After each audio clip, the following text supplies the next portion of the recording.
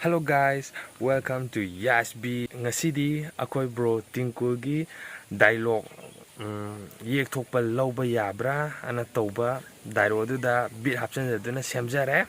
Mayam taba Nungngaiba yeminasi. Let's hear it, let's get it.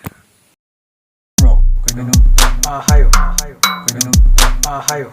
Nupi je ai ni Nupi ayam pamjere crush masana di kamdripo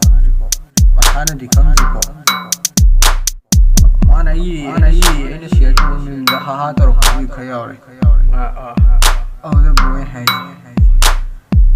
crush yek thomi bro aro comment to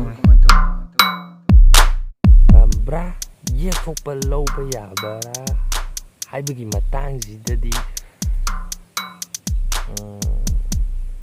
mi amada hangajo mana khomido nangna thajagadabu leite adaidi kora yumyoga ai nungsiba aina ma nungsibujo yek Thokpa ne ta thingba yabro adum khalaneba ko amadona phatte na hairagajo adi ngatang du nangdi sonda nungsini nupi amdo aduna sidadi nasana sagi wakhanda leire nasana hadi ada thengnarakadaba adi pot mayamdo adudo mayoknaba ngamni haitadi adum lobiro kasu kaide si matangsidadi aigi saiteju phatte no tobiganu sida leire so si matangje tosi outro masanta pijaramke.